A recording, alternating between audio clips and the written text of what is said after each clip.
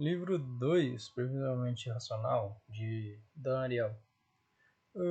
No começo da introdução, temos uma breve explicação de quem que é o Dan Ariely, que ele é um israelita que sobreviveu a uma explosão de mercúrio e basicamente ele ficou todo queimado e teve que passar por várias cirurgias e vários processos de cicatrização até ficar bem, e isso realmente causou bastante estresse nele, já que a questão de raspagem da pele morta, por aí doía muito. Daí, por causa disso, ele virou um maníaco da experiência, vamos falar assim, testando as coisas nele mesmo, até, até conseguir criar uma analogia boa para que ajudasse as outras pessoas. Esse é um livro que ele basicamente, eu até brinquei que ele é um relatório, mas ele é porque ele emprega vários experimentos durante todos os capítulos para provar o ponto dele. Então, é um livro que eu sugiro tu ler, já que vai ter vários experimentos, então é melhor tu ver como funciona. E eu só vou passar bem por cima de cada um dos capítulos. No capítulo 1, a verdade sobre a relatividade, como funciona. O que podemos considerar caro e barato, basicamente a situação de uma base de preço, o que pode ou não ser considerado um brinde. Aqui ele brinca lá com um panfleto de televisão não, de revista, onde tu podia escolher comprar entre a revista física ou a digital. E se tu comprasse a digital, tu ganhava um brinde. Aí com esse brinde aí, a maioria das pessoas escolhia a que tinha brinde pelo seguinte fato, tu sente que tá ganhando algo a mais. Consumismo das pessoas, quanto mais temos, mais queremos ter. É um tópico que aparece mais pro final do capítulo. O capítulo 2 é a falácia da oferta e da procura. Basicamente ele tenta desmistificar a lei da oferta e da demanda. E ele tenta chegar ao seguinte ponto: quer fazer alguém cobiçar algo, torne algo difícil de alcançar. Ele dá o exemplo lá do vendedor de pérola, onde que ele aumenta o preço absurdamente e as pessoas que não estavam comprando passaram a tentar comprar. As âncoras, basicamente, são as coisas que puxam, são as que puxam o valor do mercado. Tipo, se tu vê um carro não, vamos colocar um exemplo mais barato. Tu vê uma bolacha lá que tá 2 conto.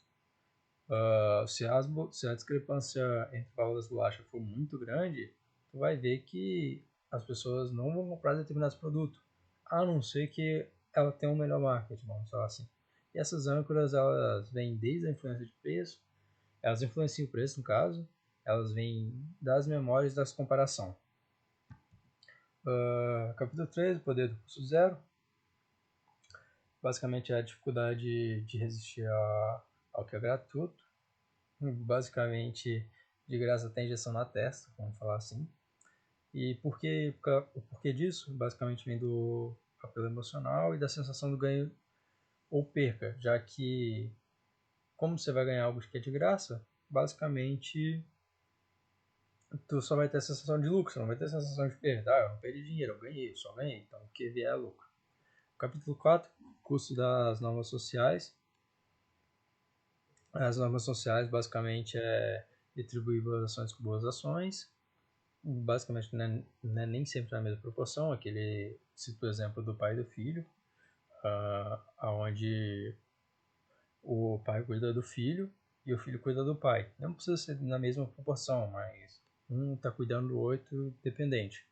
E as normas de mercado, basicamente você tem que pagar pelo bem e tem que ser uma coisa proporcional. Capítulo 5, influência da estação. Basicamente é o capítulo que volta a falar sobre como a excitação das pessoas influenciam tanto no consumo quanto em várias diversas outras áreas. E essa excitação ela não vem somente de estímulo sexual, ela pode vir também de sons e cheiros. Capítulo 6 é o problema da protelação e do autocontrole, que é as emoções são conta das nossas decisões. A crença dos homens seres livres, mas aonde que todas as pessoas querem ser livres, mas o livro até se pergunta se isso é realmente o ideal, e daí tu vê que nem sempre a liberdade ela se torna uma coisa boa, porque com a liberdade vem a procrastinação. Capítulo 7, o alto preço da posse. Basicamente valorizamos o que temos e não queremos perder. E basicamente estamos sempre supervalorizando pontos de vista, ideais políticas, religião, esporte. Tudo que é nosso é mais valioso. Isso acaba se tornando uma metodologia rígida e inflexível. Infelizmente. Capítulo 8, mantendo as portas abertas.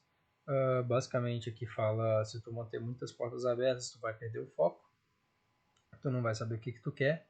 E se tu fechar todas as portas, deixar para lá e colocar todo o seu foco em apenas uma, tu vai ser obrigado a dar tudo de si, já que se tu perder essa chance, tu não vai ter mais nada. Capítulo 9, que é o efeito das expectativas. No caso seria criar expectativas, da expectativa vem o estereótipo, do estereótipo vem o preconceito, e do preconceito vem o prejulgamento. Elas basicamente ajudam a ter um pensamento mais rápido, mas elas acabam influenciando no resultado final. Ele até dá o exemplo do aluno de Harvard. Se tu achar que um aluno de Harvard é inteligente, se esse for o teu estereótipo, sempre que vir uma coisa de um aluno, sempre que um aluno de Harvard falar alguma coisa, tu vai achar que é uma coisa inteligente que ele está falando. Mas se tu achar que esse cara é mesquinho, tu vai achar que, pô, esse cara aí mimado tá falando alguma coisa que eu não sei, não é pra mim. E isso se dá tudo pelos seus pré-julgamentos.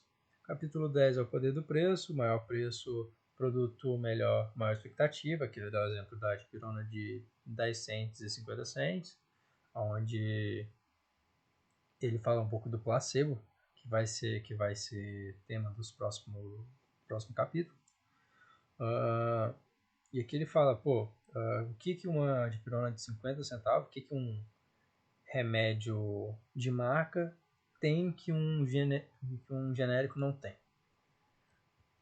No capítulo 11 e 12 é o contexto do nosso caráter, é basicamente o capítulo 2 e 1, vamos falar assim, onde tem parte 1 e parte 2, sendo no capítulo 11 parte 1 e capítulo 12 parte 2. E ele tenta falar que os humanos são desonestos. E ele faz alguns experimentos para isso, para tentar provar isso, que é através de uma prova. E basicamente ele vê que no final que tem limites que o ser humano ele é desonesto, mas tem limites que eles não ultrapassam. Eles tentam ser minimamente desonestos, mas não tentam se extrapolar. E depois ele fala que quando, que é parte do capítulo 12, que quando tem dinheiro envolvido, isso traz mais honestidade. Que se tu colocar uma latinha de coca, as pessoas vão tomar sem ir aí, mas se tu colocar o valor de uma latinha de coca, as pessoas não vão mexer no dinheiro. Isso só se aplica em algumas sociedades. Se tu levar isso pro Brasil, esquece. Infelizmente ou felizmente, se tu deixar dinheiro parado em qualquer lugar, as pessoas vão pegar. Mas acontece. Capítulo 13, cervejas e almoço de borla. Basicamente é ele falando sobre como o seu arredor te influencia. Tendendo a ser influenciado por coisas externas. Tipo, se tu for para um restaurante e ficar ouvindo o que os outros for pedir, você vai tender a pedir coisas diferentes. Depois que ele mostra o experimento, o autor termina falando, ele dá um mini resuminho do livro inteiro e ele chega à seguinte conclusão: nossas decisões são irracionais e influenciáveis, e o pior, não somos apenas irracionais, somos previsivelmente irracionais. Então, quem sabe como somos previsivelmente irracionais, somos muito fáceis de ser manipulados. Basicamente é esse que ele chega no final. E bom,